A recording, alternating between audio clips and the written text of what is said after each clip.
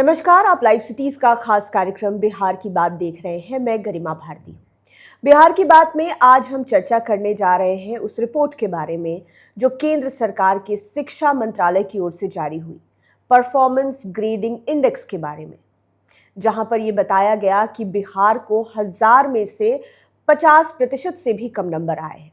बिहार भले ही शिक्षा के मामले में थोड़ा ऊपर उठा है, लेकिन इंफ्रास्ट्रक्चर के मामले में बिहार अभी भी फिसड्डी राज्य ही है और बहुत सारी कमियां हैं जिस पर चर्चा करने की बहुत ज़्यादा ज़रूरत है।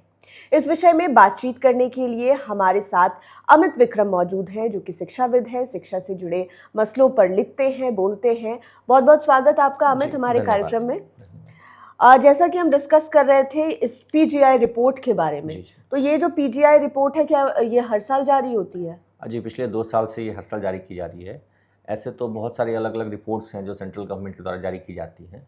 उनमें एक यूडाइस की रिपोर्ट होती है, एक समग्र शिक्षा अभियान का प्रोजेक्ट अप्रूवल बोर्ड का मिनट्स होता है, उसमें भी बहुत सारे रिपोर्ट्स होते हैं। और ये एक नई शुरुआत पिछले साल से की गई है, जिसमें अलग अलग पैरामीटर्स पे 6 अलग पैरामीटर्स पर सारे राज्यों के जो रिपोर्ट्स होते हैं, चाहे वो यूडाइस से हो, पीएम पोषण से हो या समग्र शिक्षा अभियान के रिपोर्ट्स हो, उन सारे रिपोर्ट्स को स्टडी करके उन 6 पैरामीटर्स पर नापा जाता है और पूरे देश के सभी राज्यों को, चाहे यूनियन टेरिटरीज भी हैं, उनको भी रैंकिंग दी जाती है कि वो उनका परफॉर्मेंस कैसा है, उनकी ग्रेडिंग की जाती है। बिहार की ग्रेडिंग क्या है? 1000 में से कितने नंबर आए बिहार को पीजीआई की रिपोर्ट में? पीजीआई की रिपोर्ट में जो ग्रेडिंग नंबर दिया गया है उनका ये 31% से 40% के बीच में है। यानी कि 500 कुछ नहीं, 500 से भी कम, किसी एक फील्ड में 500 से ज़्यादा है। लेकिन ओवरऑल जो रिपोर्ट है, इनको रखा गया, देखिए अलग अलग बनाए गए हैं कैटेगरीज।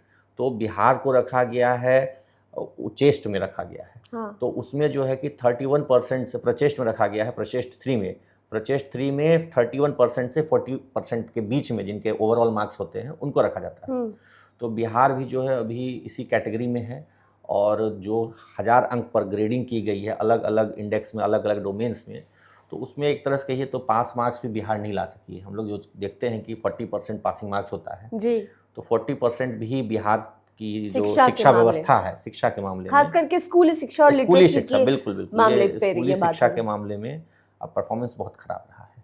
और इनमें जो कुछ पैरामीटर्स हैं, कुछ डोमेन्स है, उसमें तो स्थिति बहुत चिंताजनक है, जिस पर मुझे लगता है कि इस रिपोर्ट को बिहार सरकार को अध्ययन करना चाहिए, शिक्षा विभाग के पदाधिकारियों को अध्ययन करना चाहिए, कैबिनेट में इस रिपोर्ट की चर्चा होनी चाहिए, क्योंकि ये रिपोर्ट किसी निजी संस्था की नहीं है जिसे आप सिरे से खारिज कर सकते हैं। ये केंद्र सरकार की रिपोर्ट है, शिक्षा मंत्रालय की रिपोर्ट है और तुलनात्मक रिपोर्ट है। पूरे देश के सभी राज्यों की तुलना की गई है, तब जा करके यह रिपोर्ट जारी की गई है। तो अपने आप में इस रिपोर्ट को बहुत गंभीरता से लिए जाने की आवश्यकता है और इनमें जो अलग अलग पैरामीटर्स हैं, अलग अलग डोमेन्स हैं, उन पर जरूर चर्चा होनी चाहिए। बिहार में स्कूली शिक्षा के बजट में कोई कमी नहीं है जी, और शिक्षा को लेकर बार बार बात भी होती है कि हम ये कर रहे हैं, हम वो कर रहे हैं। अब बिहार बोर्ड की भी आप बात करेंगे तो इतने सारे चेंजेस किए गए। अब टॉपर्स को ऐसे ही घोषित नहीं कर दिया जाता है, पहले उनका टेस्ट होता है, इंटरव्यू होता है, पास होने के बाद भी। और शिक्षकों के मामले में भी इतना कड़ा रुख है। अभी आप शिक्षा की खबर अगर बिहार एजुकेशन आप टाइप करेंगे तो हमको लगता है सिर्फ आएगा बीपीएससी TRE 4। इसका क्या हुआ, इतने तारीख को आने वाला है, उतने तारीख को नहीं आने वाला है, रिएक्शंस क्या है। शिक्षा का जो कोर है उसको लेकर बिहार में कोई बात ही नहीं करता है। अभी ये जो रिपोर्ट निकल के आई है, ये सीधे तौर पर बता रही है कि चलिए ठीक है, कुछ पैरामीटर्स पे आप पिछले साल के रिपोर्ट के मुकाबले मात्र एक स्टेप ऊपर हुए हैं। एकदम आपने कोई मिराकुलस काम नहीं किया है, लेकिन जहां पर काम होना चाहिए, इंफ्रास्ट्रक्चर की बात की जा रही है। उस रिपोर्ट में दिखाई दे रहा है कि इंफ्रास्ट्रक्चर के मामले में बिहार पूरी तरह से गायब है। और पैसे तो इंफ्रास्ट्रक्चर, बजट तो इंफ्रास्ट्रक्चर के लिए पास होता है। तो क्या हो रहा है इस चीज का? देखिए, एक आम अवधारणा जो है, अगर हम लोग बिहार की शिक्षा की बात करते हैं तो लोगों के मन में अवधारणा है कि शिक्षक नहीं पढ़ाते। हाँ। ये आम अवधारणा है, चाहे वो मीडिया में लोग हों, चाहे आम जनता हो, चाहे राजनेता लोग हों, सबकी यह आम अवधारणा है कि शिक्षक नहीं पढ़ाते। लेकिन आपको जानकर के आश्चर्य होगा कि जब लर्निंग आउटकम्स को नापा गया, पूरे देश में लर्निंग आउटकम्स का मेजरमेंट किया गया, तो लर्निंग आउटकम में बिहार दक्षिण के कई राज्यों से बेहतर है। जिन दक्षिण के राज्यों को हम लोग मानते हैं कि वहाँ की व्यवस्था बहुत अच्छी है, तो जब लर्निंग आउटकम के आधार पर मापा गया तो आंध्र प्रदेश, तेलंगाना, कर्नाटक, तमिलनाडु जैसे राज्यों से हमारे शिक्षा के मामले में बहुत अच्छे हैं, जिनको हम मानते हैं, उनसे ज़्यादा अच्छे बिहार के बच्चों का लर्निंग आउटकम है। यानी शिक्षक पढ़ा रहे हैं तब तो आउटकम अच्छा है। तो एक जो मिथ बना करके रखा गया है कि बिहार के शिक्षक नहीं पढ़ाते हैं, सरकारी स्कूलों में शिक्षक नहीं पढ़ा चाहते हैं, उस मिथ को यह तोड़ती है। दूसरी बात यह है कि आखिरकार जब लर्निंग आउटकम अच्छा है तो फिर बिहार ओवरऑल में नीचे क्यों है? तो ओवरऑल में नीचे रहने का जो कारण निकल के आया है इस रिपोर्ट से, जो केंद्र सरकार की रिपोर्ट है, वो है कि यहाँ का इंफ्रास्ट्रक्चर पूरे देश में सबसे खराब है। पूरे देश में सबसे खराब है। 190 अंक में 64.8 अंक मात्र इंफ्रास्ट्रक्चर में है, जो पूरे देश में सबसे कम है, और जिसका असर अन्य पैरामीटर्स को तकरीबन 200 नंबर में, हाँ मतलब 30% 30% हो गया। अच्छा, आपने बीच में एक बात बोली कि अवधारणा ऐसी बना ली गई है कि शिक्षक पढ़ाते नहीं है। माफ करिएगा, मैं शिक्षकों के विरोध में नहीं हूँ, लेकिन अगर मैं अपने एक्सपीरियंस के आधार पर बताऊं, अगर मैं जिस समय पढ़ाई कर रही थी और अगर मुझे मेरे घर वाले बोलते कि तुम्हारा एडमिशन हम सरकारी स्कूल में करा देते हैं, मैं धरने पे बैठ जाती, मैं नहीं जाती सरकारी स्कूल। और मैं उस अवधारणा के बारे में बात कर रही हूँ कि ऐसा आखिरकार क्यों हुआ है। अभी जब नए शिक्षक आए हैं, हम देखते हैं सोशल मीडिया पर, रील्स में, वीडियोस में दिखाया जाता है कि नए ज़माने के बच्चे पढ़ के गए, उन्होंने बीपीएससी टीआरई निकाली और वो जाकर शिक्षक बने, वो पैशनेटली पढ़ा रहे हैं। कई लोग, चलिए, सोशल मीडिया पर पोस्ट करने के बहाने ही बढ़िया अच्छी चीज़ें पढ़ा रहे हैं जो आज के ज़माने के हिसाब से रेलेवेंट है। उससे पहले के सरकारी स्कूलों की जब बात करते हैं, बीच का दौर, ये अभी का हुआ, बीच का दौर हम छोड़ते हैं, उस पर आएंगे। और उससे पहले वाले, जब हमारे दादा नाना पढ़ते होंगे, पिताजी नहीं, दादा नाना पढ़ते होंगे, उस समय वो उन्हीं स्कूलों से पढ़कर डॉक्टर बने, इंजीनियर बने, आईएएस बने, बड़े बड़े अधिकारी हैं बिहार के लोग, और उन्हीं सरकारी स्कूलों से पढ़ के। तो एक वो दौर था, और एक अभी वाला दौर है जहां पर चीजें बेटरमेंट की ओर जा रही, बेटर हुई हम नहीं कह सकते। और ये बीच वाला जो दौर था जहां पर शिक्षिकाएं स्वेटर बिनती हुई नजर आती थी, सब्जियां लेकर आती थी काटती हुई। तो इस दौर की वजह से यह अवधारणा बनी थी कि सरकारी स्कूलों में पढ़ाई नहीं होती है। और वो जो दौर इतना बुरा बीता, हमको लगता है कि उसको ठीक करने में आज के ज़माने के शिक्षकों को बहुत मेहनत लग रही है। देखिए, इसी को हम लोग कहते हैं मिथ वर्सेस रियलिटी। जी, आपने अभी कहा कि शिक्षकें स्वेटर बिनती थी। कितने स्कूलों का डेटा है आपके पास? नहीं है आपके पास डेटा, मिथ है। कितने स्कूलों में सब भी नहीं बोल सकते। मैं क्या कह रहा हूँ, देखिए, मैं समझ रहा हूँ, एक परसेप्शन है आपका, और आपका परसेप्शन है कि सब्जियां काटती थी। ये दो परसेप्शन की बातें हैं। एग्जाम्पल सही है, मैं इसका कोई डेटा बैकिंग नहीं है, लेकिन आपके जहन में यही एग्जाम्पल आया। आपने ये नहीं कहा कि प्राइमरी स्कूल्स नहीं थे, आज भी नहीं है। प्राइमरी स्कूल्स आज भी 1 कमरे 2 कमरे में चल रहे हैं, और ये डेटा बैक्ड है। जो मैं कह रहा हूँ, ये केंद्र सरकार की डेटा का रिपोर्ट है कि बिहार का इंफ्रास्ट्रक्चर सबसे खराब है, लेकिन आपके परसेप्शन में उसका जिक्र नहीं है। आपके परसेप्शन में कुछ चिन्हित एग्जाम्पल्स हैं, रैंडमली कहीं हुआ होगा, मैं डिनाई भी नहीं कर रहा हूँ, आपने कहीं पढ़ा होगा, कहीं सुना होगा, बट वो रैंडम एग्जाम्पल्स हैं, उसका कोई डेटा बैकिंग नहीं है। लेकिन जिस चीज़ की डेटा बैकिंग है उस पर कहीं कोई चर्चा नहीं है। ये आज बिहार के, कल यह रिपोर्ट आई है, बिहार के किसी अखबार में छपी है क्या कि बिहार इंफ्रास्ट्रक्चर में सबसे देश में नीचे? किसी अखबार में आज नहीं छपी। आप भी सारी अखबारें पढ़ती हैं, मैं भी पढ़ता हूँ, किसी हिंदी, अंग्रेजी, उर्दू, किसी अखबार में नहीं यह रिपोर्ट छपी। कहीं यह चर्चा का विषय नहीं। किसी ने शिक्षा मंत्री से ये नहीं पूछा कि आपके स्कूल पूरे देश में इंफ्रास्ट्रक्चर में सबसे खराब। मैंने कहा ना कि अगर आप बिहार एजुकेशन लिखेंगे गूगल पे, बिल्कुल, तो आपको क्या मिलेगा? मैं आ रहा हूं उस बात पर। अब क्या होता है कि कुछ रैंडम चीजों की चर्चा सोशल मीडिया पर ज्यादा होती है, इंटरनेट मीडिया पर ज्यादा होती है। वही चीजें इंटरनेट मीडिया, जो इंटरनेट मीडिया एनालिटिक्स के सहारे वो दिखाता है। लेकिन ये जो रिपोर्ट्स आ रही हैं, ये रिपोर्ट्स ये सोशल मीडिया के आधार पर नहीं है, ये इंटरनेट मीडिया के आधार पर नहीं है। ये रिपोर्ट जो ग्राउंड रियलिटी है उसके आधार पे है। और ग्राउंड रियलिटी क्या है कि हमारा लर्निंग आउटकम कर्नाटक से, तमिलनाडु से, आंध्रा से, तेलंगाना से बेहतर है। पीछे हम कहाँ हैं? इंफ्रास्ट्रक्चर के। और मैं आपका एक और बात का जिक्र मैं एग्जाम्पल के तौर पे दे देता हूँ, जो आपने एग्जाम्पल के तौर पर कहा उसका मैं जवाब दे देता हूँ। आपने कहा कि प्राइवेट स्कूल में पढ़ रहे थे, सरकारी में पढ़ते तो धरने पर बैठ जाते। क्यों नहीं बैठिएगा आप? और आज के बच्चे भी क्यों नहीं बैठेंगे? आपने जब पढ़ाई की होगी तो एलकेजी, यूकेजी के लिए अलग क्लासरूम थी, क्लास 1 के लिए अलग टीचर होंगे, क्लास 2 के लिए अलग टीचर। यहाँ क्या स्थिति है? 2 कमरे हैं, 5 क्लास चल रहा है। आप भी नहीं पढ़ी और आप अपने बच्चे को भी ऐसे स्कूल में नहीं पढ़ाएंगी जहाँ 2 कमरे में 5 क्लासरूम चलता हो, और जहाँ पे 2 शिक्षकों के सहारे 5 वर्ग कक्ष की पढ़ाई होती है। अभी जो मानक मंडल सरकार ने जारी किया, शिक्षा विभाग ने कहा है कि 60 बच्चे हों तो 2 ही शिक्षक पढ़ाएंगे। तो 5 क्लास है, 5 क्लास में अलग अलग बच्चे हैं, लेकिन उनको पढ़ाने के लिए 2 शिक्षक हैं। तो कैसे कोई पढ़ाएगा? यानी कि अगर मतलब 1 से 5 की पढ़ाई हो रही है, हाँ। और टोटल स्कूल का जो मतलब बच्चों का स्ट्रेंथ है वो 60 है, तो उन 5 क्लास के लिए सिर्फ 2 शिक्षक हैं। तो मान लीजिए कि एक क्लास को एक घंटे में पढ़ा रहे हैं, तो बाकी बच्चे क्या करेंगे? मैंने खुद 10 साल ऐसे ही स्कूल में पढ़ाया है जहां हम 2 ही शिक्षक थे।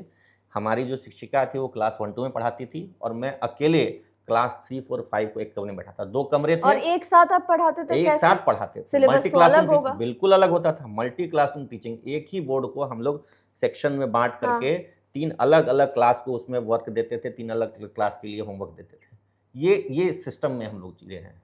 तो ऐसे में कैसे? और अब तो डिग्री कॉलेज की बात हो रही है। तो देखिए, वही कोने में बना देंगे क्या उसको? वो क्या करेंगे मैं उस पर नहीं जा रहा हूँ। डिग्री कॉलेज बनाएंगे, बनेगा नहीं बनेगा वो एक अलग डिबेट है। लेकिन जो आपके पास क्योंकि इंफ्रास्ट्रक्चर की बात, मैं वही बता रहा हूँ, जब इंफ्रास्ट्रक्चर आपके पास स्कूल के लिए नहीं है, तब आप उसी कैंपस में यूनिवर्सिटी खोल दीजिए, ये तो कोई मतलब नहीं बनता है। जो है वो उसका रिपोर्ट तो इतना खराब है, पूरे देश में सबसे खराब इंफ्रास्ट्रक्चर केंद्र सरकार की रिपोर्ट कर रही है कि बिहार में है। और ये तो मंत्री जी जवाब दें कि क्यों खराब है पूरे बिहार में शिक्षा के मामले में लोग किस चीज में अपना सीना ठोक रहे हैं या फिर छाती ठोक रहे हैं? ठीक है, मतलब अगर ये आपने जो बोला कि पढ़ाई के मामले में, लर्निंग एक्सेप्टेंस के मामले में, लर्निंग आउटकम भी हुआ वो, उसके मामले में अगर आगे तो इसमें हमको नहीं लगता है कि सरकार का कोई हाथ है इसमें। मतलब कि द्विपक्षीय बात है, एक तरफ शिक्षक मेहनत कर रहे हैं, दूसरी तरफ स्टूडेंट्स जो है वो बहुत अच्छी तरह से उसको ग्रैब कर रहे हैं, ग्रैब कर रहे हैं। बाकी आप एक इतने से जितने जगह में हम लोग बैठे हैं, कितनी क्लासेस चल जाएंगी? मैं तो इस हॉल में जो हमारा स्टूडियो रूम है, इसमें आपके 3 क्लासरूम चलते हैं। आप 3 क्लास यहाँ चला देंगे? मैंने चलाया है 10 साल। मैंने 10 साल चलाया है एक ही रूम में। अभी भी चलता है? अभी भी बिहार में 40,000 प्राइमरी स्कूल हैं। उनमें मैं दावे के साथ करता हूँ कि मोर देन 80% प्राइमरी स्कूल्स 2 कमरे में चलते हैं। और लोग प्राइवेट पे क्यों नहीं रिलाई करेंगे इतने बड़े कमरे में, जहां आपने बोला कि 3, और अगर हम कोई प्ले स्कूल भी खोल लेंगे तो हम 15 बच्चे से ज्यादा या 10 बच्चे से ज्यादा नहीं ले पाएंगे। उनके गार्जियंस कंप्लेन करने आ जाएंगे और वो बच्चे खुद अनकंफर्टेबल होंगे। लेकिन इंफ्रास्ट्रक्चर की जो कमी है यहाँ पर, 2 चीजें इसके पीछे। अब मैं ये भी बता रहा हूँ कि इंफ्रास्ट्रक्चर में रिपोर्ट में हम इतने नीचे क्यों हैं। रीजन क्या है कि हमने एजुकेशन में जो पॉलिसी बनाई उस पर हमने क्वांटिटेटिव फोकस किया कि हमें क्वांटिटी दिखानी है कि ज्यादा बच्चों का एनरोलमेंट हो रहा है, ज्यादा स्कूल खुल रहे हैं, हर टोले हर गांव में स्कूल खुल रहे हैं। इसका खामियाजा क्या हुआ? एक स्कूल खुल सकता था जिसमें 5 क्लासरूम होता, उसके बदले 3 स्कूल खोल दिए गए जहाँ पे 2 एक क्लासरूम। तो ये क्वांटिटी तो आपने नंबर ऑफ स्कूल्स बढ़ा दिए, लेकिन अब जब बात आ रही है उन स्कूल में फैसिलिटी क्या है, तो कोई फैसिलिटी नहीं है। हर पंचायत में, आप डिग्री कॉलेज की बात कर रही थी ना, हर पंचायत में आज से 14 साल पहले 2012 में मुख्यमंत्री जी ने घोषणा की थी हर पंचायत में स्कूल खुलेंगे। क्या उन हर पंचायत में जो स्कूल खुले हैं वहाँ बिल्डिंग्स बनी है? मेरे खुद के पंचायत में मिडिल स्कूल की बिल्डिंग में ही हाई स्कूल चलता है। बगल के पंचायत में भी यही स्थिति है, मिडिल स्कूल के ही कमरे हैं, उसी में हाई स्कूल संचालित हो रहा है, अभी तक बिल्डिंग नहीं बनी है। तो आपने पहले तो हर पंचायत में हाई स्कूल का बिल्डिंग नहीं बनाया, अब कह रहे हैं हर प्रखंड में कॉलेज भी खोल देंगे और उसी बिल्डिंग में खोल रहे हैं जिसमें हाई स्कूल चलना है। आश्चर्य की बात है जो मैंने ये देखी, एक मध्य विद्यालय था, उसी को पहले +2 बना दिया गया और उसी में अब डिग्री कॉलेज खोल दिया गया। ये स्थिति, इंफ्रास्ट्रक्चर आपके पास है नहीं। जब इंफ्रास्ट्रक्चर नहीं है तो बच्चे क्यों आएंगे? और अभी जब आपसे डिस्कस हो रहा था तो आपने मुझे समझाया कि इंफ्रास्ट्रक्चर का मायना जो होता है, और हम सब भी जानते हैं कि सिर्फ बिल्डिंग नहीं होता। बिल्कुल बिल्डिंग नहीं होता। स्कूल के इंफ्रास्ट्रक्चर का मतलब है कि एक पहले पूरा तो स्कूल, हर क्लास के लिए अलग अलग रूम्स, बच्चों के खेलने के लिए प्लेग्राउंड, और उससे भी जरूरी हाई स्कूल्स के जो बच्चे हैं, जो 8, 9, 10th वाले बच्चे हैं, साइंस की अगर पढ़ाई कर रहे हैं, लैब भी, केमिस्ट्री का लैब अलग होना चाहिए, फिजिक्स का अलग, बायोलॉजी का अलग, और मतलब बाकी जितनी भी चीजें, प्रैक्टिकल स्टडीज, कंप्यूटर का लैब अलग होना चाहिए। और यहाँ पे तो क्लासरूम भी नहीं। यहाँ तक मैं आपको आश्चर्य बता रहा हूँ कि ये जो स्टडी है, इंफ्रास्ट्रक्चर में 19 पॉइंट्स पर मार्किंग की गई है। उसमें से एक पॉइंट ये भी है कि कितने हाई स्कूल्स में लड़कियों के लिए sanitary pad vending machine with incinerator है। ये सब बहुत बड़ी बात हो गई, बहुत बड़ी बात है। लेकिन ये सोचिए कि इन्हीं पैरामीटर्स पर दूसरे राज्यों का स्कोर तो बहुत अच्छा है, यानी वहां वो फैसिलिटीज हैं। आप नहीं दे पा रहे हैं। और इसमें भी सबसे बड़ी आश्चर्य की बात बता रहा हूँ, आज से 3 साल पहले टेंडर निकला था यहाँ हाई स्कूल्स में सैनिटरी पैड वेंडिंग मशीन लगाने का विथ इंसिनरेटर्स। लेकिन वो टेंडर का क्या हुआ नहीं हुआ पता नहीं। घोषणा हो गई थी कि हम लोग सब जगह लगा देंगे, अखबारों में छप गया, टेंडर निकल गया, लेकिन फिर उसके आगे वो योजना कभी धरातल पर नहीं उतरी। फंड्स आता है, आप समग्र शिक्षा अभियान का प्रोजेक्ट अप्रूवल बोर्ड जो मिनट्स आता है, मिनट्स तो मीटिंग आप पढ़ेंगे, उसमें ये आता है कि इन सारे जो 6 डोमेन है, इन 6 डोमेन में अलग अलग पैसा आता है और पैसा लौट जाता है। सरकार उसको यूटिलाइज नहीं कर पाती है। अलग क्लासरूम बनाने के लिए पैसा आता है, यूटिलाइज नहीं होता है। अलग को करिकुलर एक्टिविटी रूम बनाने के लिए आता है, लौट जाता है पैसा। यहाँ तक कि अलग टॉयलेट बॉयज एंड गर्ल्स के लिए बनाने के लिए जो पैसा आता है वो भी सरकार यूटिलाइज नहीं करती है, लौट जाता है पैसा। ऐसा नहीं कि पैसे की कमी की वजह से इंफ्रास्ट्रक्चर खराब है। यहाँ के पदाधिकारियों, यहाँ के राजनेताओं की दृढ़ इच्छा शक्ति की कमी की वजह से इंफ्रास्ट्रक्चर खराब है। अगर पैसे की कमी होती तो अन्य राज्यों में भी तो समग्र शिक्षा अभियान का पैसा केंद्र सरकार देती है, उसमें वो अपना शेयर मिलाते हैं, फिर वो काम होता है। तो अन्य राज्यों में कैसे काम हो रहा है? इसका मतलब है कि बिहार सरकार के पदाधिकारी, यहाँ के राजनेता शिक्षा पर ध्यान नहीं दे रहे। बस माननीय मुख्यमंत्री जी कह रहे हैं यहाँ के स्कूल ऐसे बनाएंगे कि बच्चे प्राइवेट स्कूल छोड़ के यहाँ आएंगे पढ़ने, नेताओं अधिकारियों के बेटे बेटियां आएंगी, लेकिन उस पर जो ग्राउंड वर्क होना चाहिए वो नहीं हो रहा है। जो पैसा आपके पास केंद्र सरकार से आ रहा है आप उसका यूटिलाइज नहीं कर पा रहे हैं। 10 दिन पहले समग्र शिक्षा अभियान की रिपोर्ट आई, उसमें मैंने पढ़ा हजारों करोड़ रुपए लौट गए। जो आप कह रही हैं 60,000 करोड़ का बजट है, बजट तो बनता है, यूटिलाइज नहीं होता है। हजारों करोड़ लौट जाते हैं कि सरकार ने उसका कोई इस्तेमाल नहीं किया। और ये जितनी भी बात है वो तो कलेक्टिव एफर्ट की बात है। मतलब सोचिए कि किसी ने घोषणा कर दी, किसी ने कह दिया कि इतने पैसे जारी कर दो, उसके बाद बाकी लोगों को कोई फिक्र ही नहीं है कि भाई यहाँ पर काम करने वाले जो लोग हैं वो यहाँ के हैं, नेता यहाँ के, अधिकारी का जो परसेंटेज अगर निकालेंगे तो अधिकतर लोग यहाँ के निकलेंगे, शिक्षक जो पढ़ाते हैं उसमें भी अधिकतर लोग यहाँ के निकलेंगे। तो क्या उन लोगों को चिंता नहीं है कि राज्य का भविष्य खराब हो रहा है? मैं तो स्पष्ट कहता हूँ, बिल्कुल अपने बच्चों को पढ़ाएंगे, नहीं पढ़ाते ना, 5 क्लास के बच्चे एक हॉल में बैठकर। इसलिए तो चिंता नहीं है क्योंकि उनके बच्चों को वहाँ पढ़ना नहीं है। अगर मंत्रियों अधिकारियों के बच्चों को आप कंपलसरी कर दें पढ़ाना, कंपल्शन बना दीजिए कि आपको पढ़ाना ही पड़ेगा वरना आपकी नौकरी जाएगी। तब देखिए कैसे काम होता है। आज जो पैसा आता है, मैं एक और आपको फैक्ट बता रहा हूं कि जो पैसा आता है और जो खर्च भी दिखाते हैं कि हमने इतना पैसा खर्च किया, उसमें भी लूट है। जमुई जिले में करोड़ों रुपए लूट लिए गए, बिना बाउंड्री वॉल बनाए, बिना बोरिंग किए, बिना उसके। अभी एक कैमूर में एक जांच हुई थी, बक्सर में जांच हुई थी 875 स्कूलों का, वहां 65 करोड़ की लूट हो गई। तो ये लूट भी हो रही है शिक्षा विभाग में, ये भ्रष्टाचार भी हो रहा है। और वो किन पैसों को हो रहा है? उन पैसों पर भ्रष्टाचार हो रहा है, उन पैसों का लूट हो रहा है जो इन इंफ्रास्ट्रक्चर फैसिलिटीज को इंप्रूव करने के लिए आया था। डेस्क बेंच में करोड़ों रुपए लूटे गए, करोड़ों। और इसको लेकर के मेरी कोई बात नहीं है, सरकार की रिपोर्ट है, अखबारों में छपता है, लेकिन कोई एक्शन नहीं होता है। मंत्री जी कहते हैं कि हम भ्रष्टाचार रोकेंगे, कड़ी कार्रवाई करेंगे, लेकिन वो कुछ नहीं कर रहे हैं। जो भ्रष्टाचार में, मैं ऑन रिकॉर्ड करता हूं, किशनगंज में जो डीओ डेस्क बेंच घोटाले में दोषी पाए गए डीएम की जांच रिपोर्ट में, उन्हीं डीओ को आज भागलपुर का आरडीडी क्षेत्रीय शिक्षा उप निदेशक बना दिया गया, प्रमोशन दे दिया गया। तो ऐसे में क्या होगा? भ्रष्ट अधिकारियों को आप प्रमोशन देंगे, उन पर कार्रवाई नहीं करेंगे तो भ्रष्टाचार तो बढ़ेगा, रुकेगा कहां से?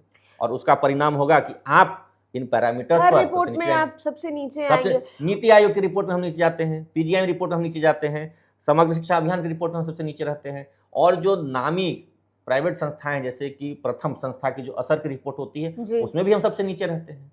तो हर जगह तो बिहार की शिक्षा व्यवस्था सबसे नीचे है। और सबसे नीचे मैं बार बार वही कह रहा हूँ, इस रिपोर्ट से, केंद्र सरकार की रिपोर्ट से आंख खोलने वाली रिपोर्ट है कि लर्निंग आउटकम में हम सबसे पीछे नहीं है। लर्निंग आउटकम हमारा बेहतर है, दक्षिण के राज्यों से बेहतर है।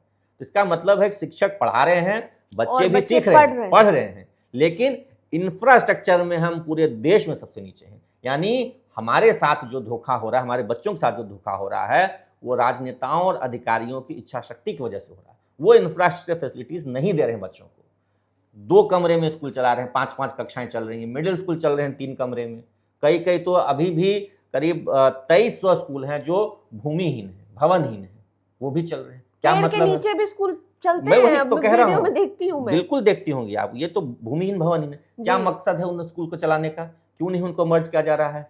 गांव-गांव, टोले-टोले में स्कूल आपने खोल दिया, उनके पास फैसिलिटी नहीं है। 2 कमरे में 5-5 क्लासरूम आप चला रहे हैं। आप या तो फैसिलिटी दीजिए या फिर विद्यालयों को मर्ज कीजिए, एक ऐसा विद्यालय बने जहां सब फैसिलिटीज हों, तब तो शिक्षा व्यवस्था में सुधार होगी। एक ही रूम में क्लास 3, 4, 5 के बच्चे को तीनों क्लास के बच्चों का बैठा देंगे तो कितना वो बच्चे सीखेंगे। आप कह रहे हैं कि 60 बच्चा हो तो 2 ही टीचर, 90 बच्चा हो तो 3 ही टीचर। बताइए, 3 ही टीचर मिलकर, 2 ही टीचर मिलकर पूरे 5 और क्लास को संभालेंगे। बात 60 और 90 की नहीं है, चलिए 30 बच्चे एक क्लास में हो फिर भी एक टीचर संभाल सकता बात है, क्लासेस की, लेकिन 3 क्लास को 3 एक क्लास टीचर एक समय पे कैसे संभाल सकता है? मैंने बताया ना, मैं पढ़ाया हूं सुना कि मैंने। एक ही बोर्ड पर क्लास 3 को हिंदी दे दिया, क्लास 4 को इंग्लिश दे दिया और उसको मैथ दे दिया। भाई और जब बच्चे सवाल पूछते होंगे इधर उधर से तो दिमाग खराब हो जाता होगा, खराब होता है, समझ में नहीं आता होगा कि कौन से क्लास से सवाल आया। बहुत डिफिकल्ट है। दुनिया के किस देश में ये मॉडल है मल्टी क्लासरूम टीचिंग का? मल्टी क्लास टीचिंग कैसे संभव है? एक बात सोचिए, हर नेगेटिव चीज में एक पॉजिटिव चीज होती है कि इतनी बुरी व्यवस्था में भी बच्चों का लर्निंग आउटकम अगर सुधर गया है, बढ़िया हो गया है, तो आप अगर बच्चों को उनका अपना क्लास, उनका अपना लैब अगर दे देंगे, उनके अपने प्लेग्राउंड्स दे देंगे, तो ये बच्चे कितना बढ़िया कर सकते हैं। बहुत अच्छा करेंगे और हमारी जो शिक्षा में रैंकिंग भी है बहुत इंप्रूव हो जाएगी, क्योंकि लर्निंग आउटकम तो हमारा अच्छा है। इंफ्रास्ट्रक्चर को आप थोड़ा अच्छा करेंगे, लर्निंग आउटकम जो आज यहाँ है यहाँ से यहाँ पहुँच जाएगा। क्यों? क्योंकि इतने कम फैसिलिटीज में एक रूम में 3 क्लास चल करके जब हम इतना अच्छा है, दक्षिण के राज्यों से अच्छे हैं, तब तो जब सभी क्लास को अलग अलग रूम मिल जाएगा तो देश में सबसे अच्छे हो जाएंगे हमारे बच्चे। तो बच्चे भी गुणी हैं, शिक्षक भी गुणी हैं। इंफ्रास्ट्रक्चर दीजिए, उसके बाद यहाँ की तरक्की देखिए। इंफ्रास्ट्रक्चर पर सरकार का ध्यान ही नहीं है। तो चलिए, ये बहुत ज़रूरी चर्चा थी जो आज हमने की है, और हम अपील करना चाहेंगे बिहार की सरकार से, मुख्यमंत्री सम्राट चौधरी से, शिक्षा मंत्री मिथिलेश तिवारी से, कि घोषणाएं हो रही है, आप कहकर निकल जा रहे हैं, लेकिन ज़रूरी है कि कोई ऐसा हो जो देखे कि काम कैसे हो रहा है। आप जिस चीज़ में राज्य का पैसा लगा रहे हैं, आप खुश हो रहे हैं कि अब ये चीज़ें बनकर तैयार हो जाएंगी, मॉडल स्कूल्स बन जाएंगे, वहाँ पर आपको जाकर देखना भी पड़ेगा कि आपके नीचे के जो लोग हैं वो कितना काम कर रहे हैं। आप जिस चीज़ के लिए इतने बड़े कदम उठा रहे हैं, जिन लोगों के लिए उठा रहे हैं, उन बच्चों को कितना फ़ायदा पहुँच रहा है, या फिर उनको अभी भी कुछ नहीं मिल रहा है। क्योंकि आपने सुना एग्जाम्पल में कि लर्निंग आउटकम सुधरा है। ये एक अच्छा संकेत है कि बिहार की शिक्षा जो है वो बेहतर दिशा में जा रही है। इन बच्चों को अपना क्लास दीजिए, इन बच्चों को अपने लैब्स दीजिए, तब देखिए ये बिहार का नाम पूरे देश में नहीं पूरे दुनिया में बुलंद कर सकते हैं। तो आज की चर्चा का सार यही है कि बिहार में शिक्षा व्यवस्था सुधर तो रही है लेकिन सुधरी नहीं है, जिसे सुधारने की सख्त ज़रूरत है। ये रिपोर्ट जो अभी आई, जिसे हमने आपको बताया, आपके साथ साझा किया, वो उसका जीता जागता उदाहरण है। तो बहुत बहुत शुक्रिया आपका हमें सुनने के लिए। अमित, बहुत बहुत शुक्रिया हमारे साथ जुड़ने के लिए और इतनी महत्वपूर्ण बातें हमें बताने के लिए। लाइव सिटीज़ के साथ आप बने रहें। इस वीडियो को यूट्यूब पर देख रहे हैं तो चैनल को सब्सक्राइब करें, फेसबुक पेज लाइक करें। आप हमें हमारे सोशल मीडिया हैंडल्स पर भी फॉलो कर सकते हैं। धन्यवाद।